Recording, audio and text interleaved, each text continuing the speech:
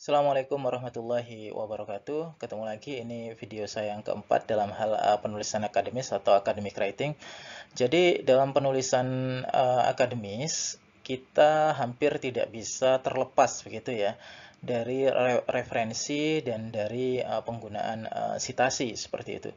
Memang sih ada sebagian kecil begitu tulisan-tulisan yang tergolong akademis tetapi tidak menggunakan referensi. Misalnya apa? Ya, misalnya bendera, misalnya di bawah bendera revolusi itu adalah tulisan dari Bung Karno gitu ketika beliau dalam status sebagai tahanan. Yang tentunya di situ beliau menulis itu tanpa adanya referensi yang cukup, kan tidak mungkin orang ditahan di situ kemudian membawa apa ya, membawa buku yang banyak begitu. Ada juga buku-buku lain begitu di eranya begitu, di era sekitar Bung Karno begitu yang tidak menggunakan referensi akademis. Misalnya uh, ya beberapa buku yang ditulis oleh Tan Malaka misalnya. Nanti bisa dicari sendiri bahwa di situ bisa ketahuan bahwa apa yang ditulis oleh beliau-beliau itu tidak menggunakan referensi atau sitasi yang cukup seperti itu. Mengapa? Karena memang situasinya yang pada waktu itu tidak memungkinkan begitu. Tetapi tulisan-tulisan tersebut itu menurut saya itu tergolong tulisan akademis karena memang basis pengetahuan yang ditulis, basis pengetahuan yang digunakan untuk menulis itu memang basis pengetahuan ilmiah seperti itu. Nah, saya kira pada hari ini kita tidak berada pada kondisi seperti di era Bung Karno begitu ya, yang ketika berjuang kemudian diasingkan seperti itu, sehingga ketika menulis tidak dapat referensi. Hari ini kita dimanapun bisa menulis dengan referensi dan sitasi yang cukup karena adanya teknologi seperti itu. Nah, hari ini kita akan membahas ya tentang penggunaan referensi dan sitasi dalam penulisan akademis kita. Nah, ini sebenarnya masuk di apa ya? Di kajian literature searching begitu. Tapi juga ini masuk juga ke dalam kajian academic writing. Mengapa demikian? Karena keduanya itu tidak bisa dipisahkan begitu. Nah, bagaimana kita mencari sumber referensi? Banyak ya sekarang kita tidak harus mencari di Google Scholar atau mencari di JSTOR atau di basis-basis data yang apa namanya? Yang sudah lumrah begitu. Kita bisa juga mencari di akademia misalnya. Kita juga bisa mencari di beberapa website artificial intelligence yang juga membantu dalam pencarian apa ya sumber-sumber akademis. Nah, di sini ada beberapa hal yang perlu kita perhatikan di sini. Yang pertama di sini penggunaan kata kunci. Jadi kata kunci itu harus spesifik, relevan dengan topik kita. Nah, kata kunci ini harus berupa kata benda seperti itu. Jadi kalau kita menggunakan kata sifat, biasanya kata sifat yang melekat pada kata benda seperti itu ya. Bayangkan kalau kita mencari apa ya, mencari kata kunci di sebuah pencarian apa namanya, di pencarian akademis, anggaplah cari di Google Scholar. Kemudian kita menggunakan istilah campur ya, kata benda, kemudian kata sifat, di mana kata sifatnya itu lebih banyak begitu. Nanti bisa dicoba sendiri. Misalnya pendidikan Indonesia baik, bertanggung jawab, kemudian akuntabel, apalagi begitu. Nah, kata sifatnya yang banyak, maka nanti hasil pencariannya itu akan kemana-mana, karena pada prinsipnya kata sifat itu digunakan di semua apa namanya di semua bahasan seperti itu. Tapi kalau kata benda yang spesifik seperti itu ya hanya digunakan di apa namanya di tulisan-tulisan tertentu saja seperti itu. Nah, di sini kita juga bisa mencari filter pencariannya. Apakah itu dicari di buku, apakah dicari di mana? Di jurnal ilmiah atau di proceeding begitu. Nah, itu selalu ada filter ya. di banyak portal pencarian informasi itu. Nah, dan yang terakhir di sini kita perlu mengevaluasi sumber. Jadi meskipun sesuatu itu terbit di jurnal ilmiah, misalnya kita perlu tahu apakah sumber ini kredibel, bisa dipercaya. Apakah sumber ini berasal dari penerbit terkemuka. Apakah ditulis oleh orang yang ahli di bidangnya, seperti itu. Nah, maksudnya di sini penerbit terkemuka di sini tidak harus Brill begitu, tidak begitu. Tetapi saya kira apabila ini diterbitkan oleh kampus misalnya, yang kampus itu punya reputasi bagus, saya kira artikel-artikel ilmiah yang terbit di kampus itu juga sudah terfilter dengan sendirinya begitu. Karena mereka pasti punya dewan penyunting yang tidak main-main juga, seperti itu. Nah, ditulis oleh orang yang ahli di bidangnya. Maksudnya di sini orang yang ahli di bidang tersebut itu tidak selalu orang yang tenar begitu. Saya sih biasanya mencari tahu ya, apakah seseorang itu ahli atau tidak di bidangnya itu dari profil di Google Scholar-nya. Nah, jadi di profil Google Scholar-nya itu tulisan orang ini apa sih gitu. Nah, kalau orang yang profesional biasanya dia hanya menggeluti sedikit wilayah saja gitu, sedikit wilayah disiplin ilmu, dan itu uh, dalam topik-topik yang beragam tapi masih dalam satu disiplin ilmu. Nah, biasanya saya meragukan orang-orang yang menulis di lintas disiplin begitu. Satu papernya mungkin tentang pendidikan, satu papernya tentang sosiologi, kemudian satu papernya lagi bahas mungkin fisika begitu.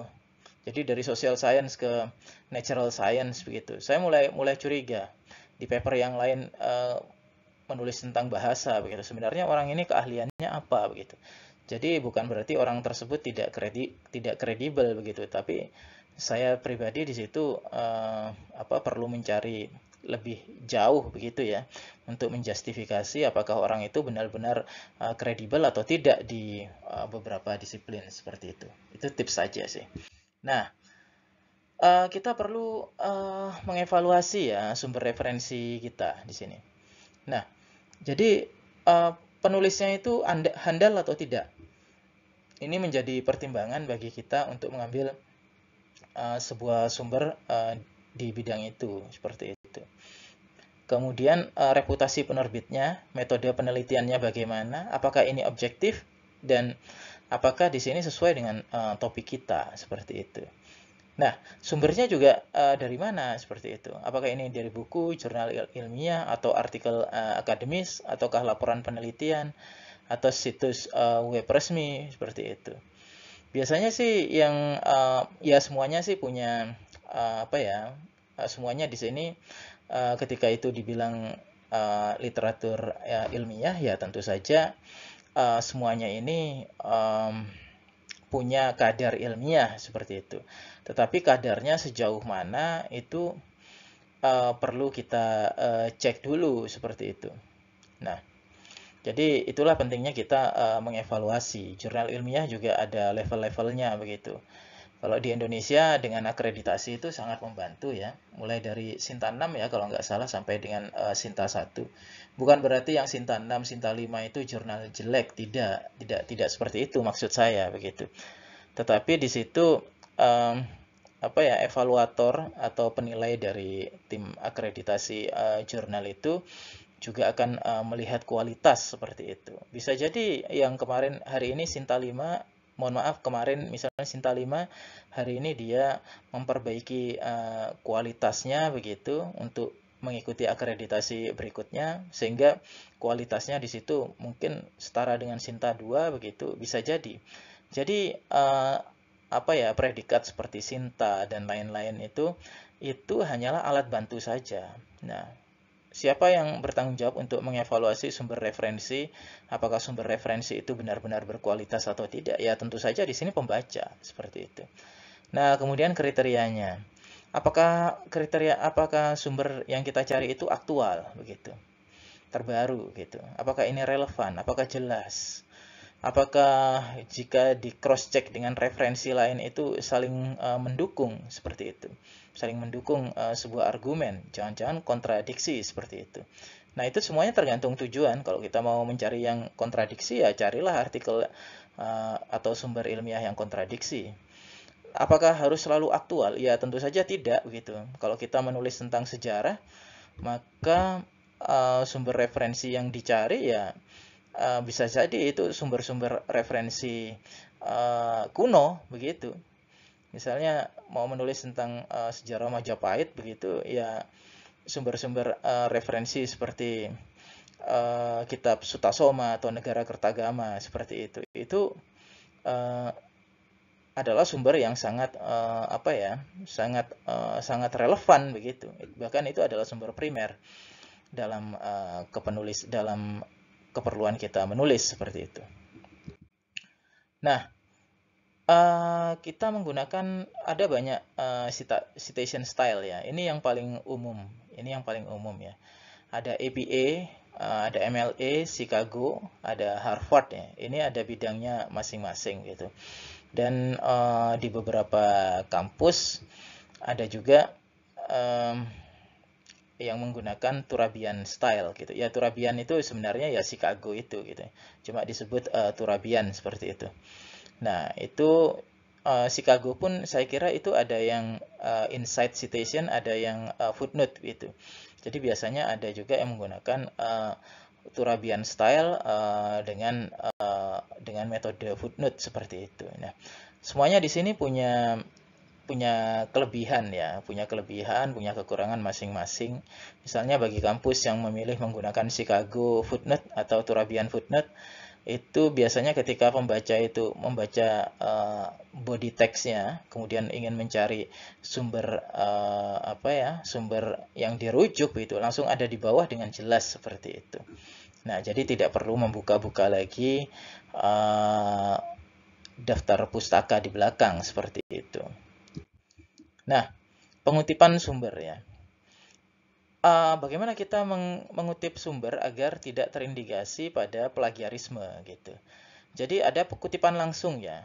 Jadi kalau kutipan langsung ini ya teks-teks yang tidak mungkin kita parafrase begitu, atau teks yang kalau kita parafrase nanti malah menghasilkan makna yang bias seperti itu. Jadi statement-statement terkenal atau mungkin ayat suci begitu, itu jangan sampai diparafrase, kutip saja langsung, tetapi diberi tanda petik seperti itu. Jadi ketika itu diberi tanda petik atau tanda kutip ya, ketika itu diternitin dan setting dari turnitinnya itu mengeksklusi kutipan langsung, maka itu tidak akan terdeteksi sebagai tindakan plagiarisme seperti itu. Nah, bagaimana di sini menggunakan bila kita tidak menggunakan kutipan secara langsung? Ya tentunya di sini kita perlu meringkas atau memparafrasekan ide di sini dengan sumber atau kata-kata dengan kata-kata kita sendiri seperti itu. Nah, baik kita di sini mengutip langsung dengan tanda kutip ataupun mengutip secara tidak langsung di sini, kita perlu meletakkan sitasi setelahnya itu. Jadi sitasi ini merupakan sebuah pengakuan begitu, bahwa sumber yang baru saja disampaikan begitu itu bukan hasil pikiran kita begitu, tapi hasil pikiran orang lain seperti itu. Nah, itulah pentingnya kita memberikan sitasi begitu, karena yang disebut plagiarisme itu tidak selalu hal yang verbatim ya, yang kata demi kata sama. Kemudian itu dibilang plagiarisme. Iya, memang iya, itu masuk ke dalam kategori verbatim plagiarism. Tetapi ada juga plagiarisme ide, begitu. Jadi, misalnya kita sudah memparafrase, kemudian itu tidak diberi sitasi, padahal itu adalah pikirannya orang. Suatu hari, bila itu diketahui, begitu, itu sama persis begitu idenya, hanya saja bahasanya yang berbeda, tetapi tidak ada sitasinya dalam teks, maka kita bisa terkena kita bisa terkena tuntutan begitu, bahwa kita telah melakukan plagiarisme seperti itu. Jadi plagiarisme ada dua ya, bisa jadi itu verbatim, tepat kata demi kata, atau di situ plagiarisme ide begitu. idenya diambil, dibahasakan yang lain gitu. Atau bisa jadi mungkin mozaik ya, di mix gitu ya, antara yang verbatim dengan yang dengan ide, dengan plagiarisme ide tadi itu, seperti itu. Itu terjadi apabila kita tidak meletakkan sitasi dalam teks. Oke, kita lanjut di sini. Nah, di sini. Jadi ini saya kira sudah banyak yang tahu bahwa ide dan informasi yang kita gunakan di sini berasal dari kita gitu. Ini harus asli dari kita. Kita tidak perlu masang sitasi kalau memang itu ide kita. Atau kalau itu bukan ide kita, ya kita harus berikan sitasi dan memberikan referensi. Nah, saya pernah entah membaca atau mendengarkan sebuah apa ya, sebuah vlog begitu.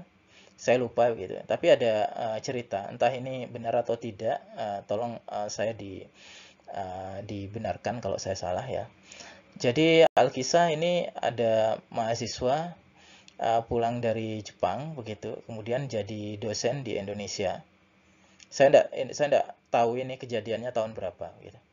Nah, sampai di Indonesia dia kaget gitu karena ada Turnitin untuk mengecek plagiarisme verbatim begitu. Nah, mantan mahasiswa yang pernah berkuliah di Jepang ini uh, ya dia baru tahu bahwa ide itu mohon maaf, bahwa plagiarisme verbatim itu dicek melalui software begitu di negara-negara seperti Indonesia seperti itu. Mengapa dia kaget? Karena selama dia kuliah di Jepang itu tidak pernah mereka menggunakan apa ya? Menggunakan Turnitin begitu. Jadi apa ya nilai moral yang bisa saya tangkap di sini? Ya selama orang itu percaya bahwa dia itu menulis dengan benar, menulis dengan apa ya? Dengan meletakkan sitasi yang tepat atau memparafrase kemudian memberikan sitasi atau memang betul idenya itu sendiri, ide penulis itu sendiri. Maka sebenarnya kita di sini tidak perlu khawatir begitu dengan adanya Turnitin itu begitu. Jadi kita menggunakan Turnitin itu biasanya karena khawatir saja begitu, bahwa apa sudah cukup kita ini memparafrase atau apakah sudah cukup kita ini memberikan sitasi atau bagaimana gitu. Nah, tapi untuk Turnitin itu lebih kepada pendeteksian verbatim plagiarism ya. Jadi plagiarisme yang kata demi kata begitu. Kalau plagiarisme ide tidak bisa dideteksi dari alat seperti Turnitin seperti itu. Nah, di sini kita perlu adanya kesadaran untuk menghindari tindakan plagiarisme itu. Mau kita sengaja atau tidak sengaja, kita perlu sadar. Jangan-jangan kita di sini niatnya tidak mencontek cuma karena ada kesalahan teknis gitu ya, sehingga mungkin footnote-nya atau terhapus atau citasinya terhapus, kita bisa dituduh melakukan plagiarisme seperti itu. Nah, bagaimana di sini kita menggunakan citasi dengan tepat? Ya, sebenarnya ditulis manual sih bisa gitu. Cuma kenapa kita tidak menggunakan fasilitas reference manager seperti itu? Ada yang gratis seperti Zotero ya. Ada juga kita bisa menggunakan Mendeley, bisa juga menggunakan EndNote. Cuma EndNote ini harus berlangganan ya, ada subscription-nya ya. Nah, jadi gunakan reference manager atau manajemen referensi ini. Tujuannya apa? Ini mempermudah kita menulis sebenarnya. Bayangkan kalau kita menulis sitasi dengan style yang berbeda-beda. Kira-kira apakah kita ingat dengan stylenya itu? Ya, kalau saya pribadi sih merasa kesulitan begitu. Jadi lebih baik kenapa tidak kita menggunakan reference manager seperti itu. Nah, itu dia apa ya video kali ini. Jadi kita menggunakan referensi dan sitasi ini tidak lain dan tidak bukan adalah agar penulisan kita di dunia ilmiah ini, kegiatan-kegiatan kita menulis di dunia ilmiah ini memiliki kredibilitas yang tinggi. Kenapa? Karena didukung oleh penelitian ilmiah lainnya. Selain itu kita juga perlu sitasi dan penggunaan sitasi dan referensi ini juga meningkatkan transparansi kita. Dari mana kita memperoleh sumber. Kemudian ini juga berimplikasi pada pengembangan akademis ya. Nah, sejauh mana yang kita tulis di sini itu berbeda mungkin dengan penelitian sebelumnya seperti itu. Dan yang terakhir di sini adalah etika penelitian, seperti bahwa setiap orang di sini perlu diakui hak ciptanya seperti itu. Sehingga kita juga terhindar dari pelanggaran-pelanggaran akademis seperti itu. Itu saja video kali ini, mudah-mudahan bermanfaat dan sukses selalu. Assalamualaikum warahmatullahi wabarakatuh.